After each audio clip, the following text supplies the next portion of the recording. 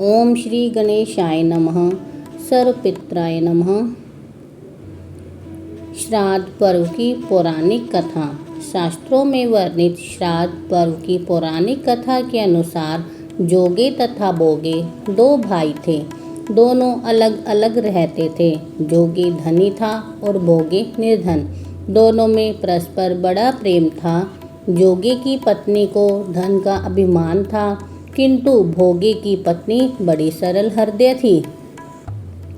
पितृपक्ष आने पर जोगे की पत्नी ने उससे पितरों का श्राद्ध करने के लिए कहा, तो जोगे इसे व्यर्थ का कार्य समझकर टालने की चेष्टा करने लगा। किंतु उसकी पत्नी समझती थी कि यदि ऐसा नहीं करेंगे तो लोग बातें बनाएंगे, फिर उसे अपने मायके वालों को दावत पर बुलाने और अपनी शान दिखाने का यह उचित अवसर लगा। अतः वह बोली, आप शायद मेरी परेशानी की वजह से ऐसा कर रहे हैं, किंतु इसमें मुझे कोई परेशानी नहीं होगी। मैं भोगे की पत्नी को बुला लूँगी, दोनों मिलकर सारा काम कर लेंगी। फिर उसने जोगे को अपने पीहर न्योता देने के लिए भेज दिया। दूसरे दिन उसके बुलाने पर भोगे की पत्नी सुबह सवेरे आकर काम में जुट गई। उसने रसोई तैयार की, अनेक पकवान बनाए, फिर सभी काम निपटाकर अपने घर आ गई। आखिर उसे भी तो पितरों का श्राद्ध तर्पण करना था। इस अवसर पर न जोगे की पत्नी ने उसे रोका, न वह रुकी। शीघ्र ही दोपहर हो गई। पितृ भूमि पर उतरे। जोगे भोगे के पितर पहले जोगे के यहाँ गए तो क्या देखते हैं कि उसके ससुराल वाले वहाँ भोजन पर जुटे हुए हैं। निराश होकर वे भोगे के यहाँ आए। वहाँ क्या था, मात्र पितरों के नाम पर अगियारी दे दी गई थी। पितरों ने उसकी राख चाटी और भूखे ही नदी के तट पर जा पहुँचे।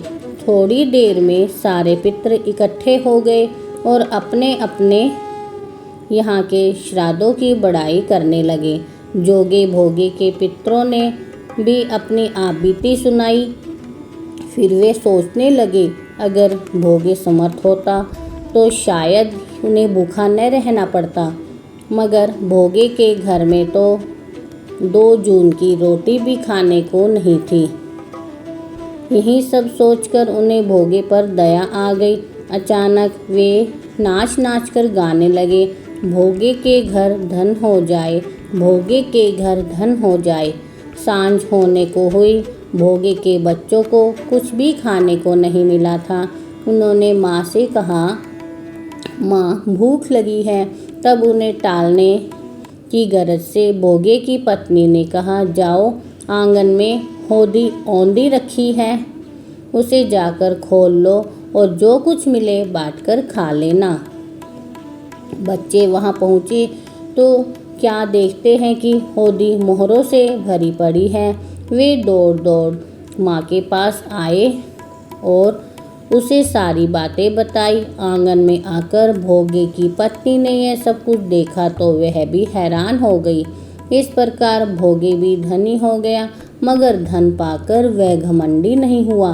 दूसरे साल का पितृपक्ष आया। श्राद्ध के दिन भोगे की स्त्री ने 56 प्रकार के व्यंजन बनाए। ब्राह्मणों को बुलाकर श्राद्ध कराया, भोजन कराया, दक्षिणा दी। जेठ जेठानी को सोने चांदी के बर्तनों में भोजन कराया।